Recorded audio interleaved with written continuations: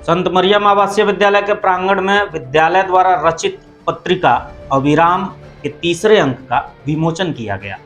मौके पर बतौर मुख्य अतिथि के रूप में SDPO Surjit Kumar, professor SC Mishra, Prabhat Agarwal, Parshuram Tiwari समेत कई कवि और पत्रिका के संपादक विनोद सागर, विद्यालय के चेयरमैन अविनाश देव, प्राचार्य आदर्श कुमार और हॉस्टल सुप्रिंटेंडेंट उत्कर्ष देव समेत विद्यालय परिवार की मौजूदगी में अविराम पत्रिका का भव्य विमोचन किया गया।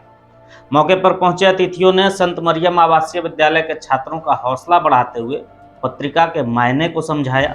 पत्रिका में छोटे छोटे बच्चों द्वारा रचित रचनाओं को पढ़कर काफ़ी प्रभावित भी हुए।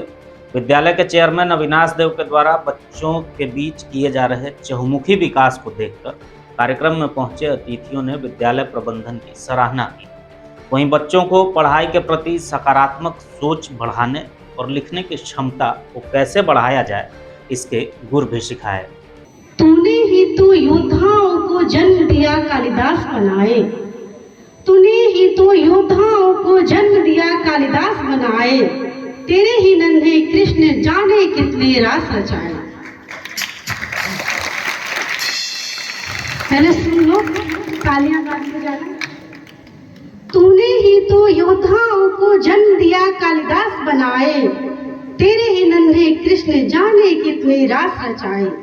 रामायण महाभारत का अस्तित्व है तेरे ही कारण, रामायण महाभारत का अस्तित्व है तेरे ही कारण, सौंदर्य ज्ञान की चाहत है तेरे ही कारण। तेरे ही कदमों में, माँ के कदमों में, तेरे ही कदमों में जन्नत ढूंढी जाती है, तेरे ही आंचल में सबकी मन्नत सुनी जाती है। सुने, एक शेर के लिए मैं दो शेर पढ़ रहा हूं। खरा सिक्का मेरा खोटा नहीं है। सुने, अरे खरा सिक्का मेरा खोटा नहीं है, खरा सिक्का मेरा खोटा नहीं है, मगर बाजार में चलता नहीं है। खरा सिक्का मेरा खोटा नहीं है, मगर बाजार में चलता नहीं है। ये झुकता है फकत मौला के आगे, ये झुकता है फकत मौला के आगे, ये झुकता है फकत मौला के आगे, किसी दर पर ये सर झुकता नहीं है, किसी दर पर ये सर झुकता नहीं है। और वो शेर मैं पढ़ रहा हूं जिसके लिए मैंने आपको जहमत दी है। खरा सिक्का मेरा खोटा नहीं है, मगर बाजार में चलता नहीं है। खुद की सांसों को चुराएंगे कैसे आप?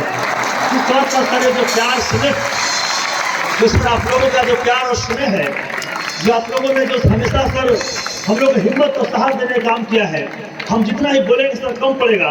क्योंकि एससी मिश्रा सर यहाँ बैठे हुए हैं और चाहे 8 सालों से सर का लगातार आगमन हुआ है।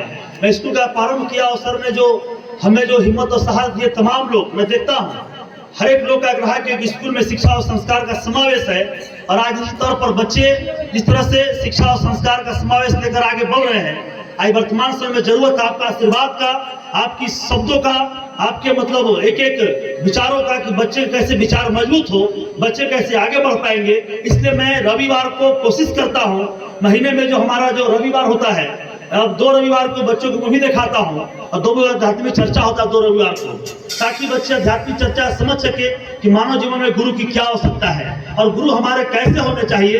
ये बहुत बड़ी बात है। इसलिए हम लोग किसी तौर पर आज जो सर यहाँ मौजूद हैं, सभी लोग, इनकी बात हम लोग सुनेंगे और पुनः जोरदार ताली स्वागत इस सर का। पुनः इस रात्रि में सर आए हुए बहुत बहुमूल्य समय निकालकर, हमारे सुरजीत सर हो, चाहे प्रभात सर हो, परशुराम सर हो, हमारे तमाम सर लोग जो मंच पर बैठे, अजय सर हो, मैं एक सर को मैं आग्रह किया था कि सर ये पत्रिका का विमोचन है और उसमें बहुमूल्य समय सब लोगों ने दिया है, आपके लिए दिया है, देश होनहार बच्चों के लिए दिया है। हम जरूर चाहेंगे कि आप सर का आशीर्वाद देना चाहता हूं। आपको मैं ध्यान दिला रहा हूं, देखिए वो वहां जो चित्र है मैं देख पा रहा हूं, वो अल्बर्ट आइंस्टाइन का है ना। अल्बर्ट, आपने जो लिखा है यहाँ, उसके बारे में उन्होंने क्या कहा, जरा ध्यान दीजिएगा। कहा है कि शहर में आपको किसी भी चीज का पता हो या नहीं, जैसे चाय की दुकान का, टॉफी की दुकान का, और भी कपड़े की दुकान के बारे में आपको कोई जानकारी नहीं भी हो तो कोई बात नहीं, लेकिन प्रत्येक बच्चा को और प्रत्येक व्यक्ति को लाइब्रेरी का पता जरूर होना चाहिए। और मैं धन्यवाद दे रहा हूं अविनाश जी को और इस विद्यालय को कि लाइब्रेरी है शहर में बहुत, और थोड़ा बड़ा हो जाइएगा तो आप ढूंढते हुए पहुंच जाइएगा वहां, लेकिन आपके यहाँ भी, आपके विद्यालय में भी एक समृद्ध लाइब्रेरी है।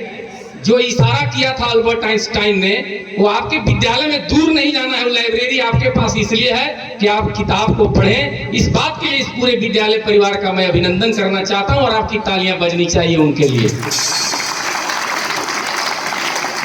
आपको शहर के किसी चीज का पता हो या नहीं, लाइब्रेरी का पता होना चाहिए।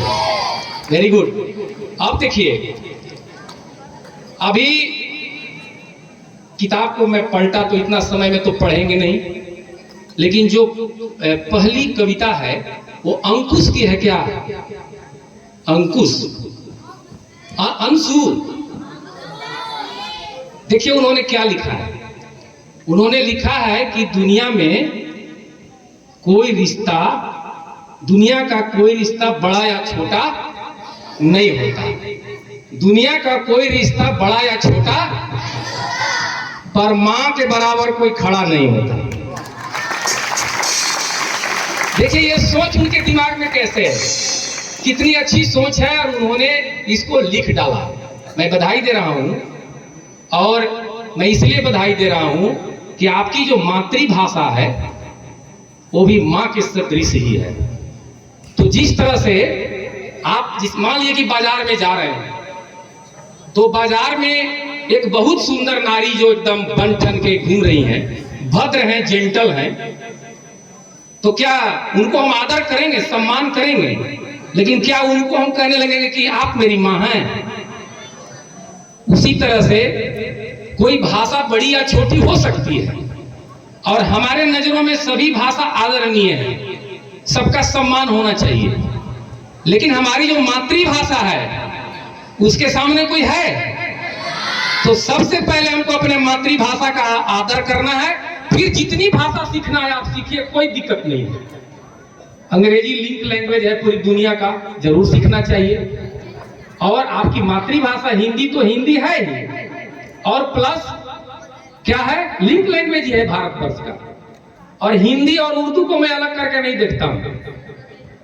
हिंदी जब बोलिएगा तो उसमें बगैर उर्दू शब्दों के शामिल हुए आपको मुश्किल होगी, और जब उर्दू बोलिएगा तो बगैर हिंदी के मुश्किल। इसको हम अलग करके नहीं देखते हैं, हम एक ही रूप में इसको देखते हैं।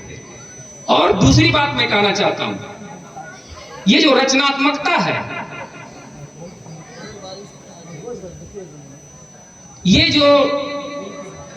ये क्या मतलब है किताब अभिराम का?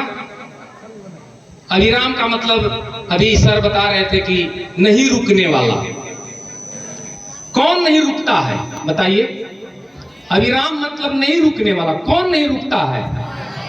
जो सोचता है, जिसमें सोचने की शक्ति होती है। और मैं आपको जब पहली बार दूसरा बार यहां आया था तो बहुत हमको अच्छा लगा था, क्योंकि मैं आपको देखा कि आप पढ़ लेते हैं और आप लिख लेते हैं। लेकिन इस बार हमको अच्छा इसलिए लगा अविनाश जी कि यहाँ के जो बच्चे हैं संत मरियम स्कूल के, वो पढ़ भी लेते हैं, लिख भी लेते हैं और सोच भी लेते हैं। क्योंकि रचना आप तब कर पाते हैं जब आप सोच लेते हैं, और सकारात्मकता के साथ जब आप सोचते हैं तब आप लिखने भी लगते हैं। एक उदाहरण मैं दे रहा हूं, वायरल वीडियो है, आप लोग देखते होंगे कभी कभी। अभी सर सलीम जावेद के नाम आप लोग शायद ना सुने हो या सुने भी हो, शोले फिल्म से जुड़े हुए हैं दोनों, और बाकी बहुत पिक्चर लिखे हैं। अभी जोड़ी टूट गई है, लेकिन सलीम साहब और जावेद साहब दोनों हैं।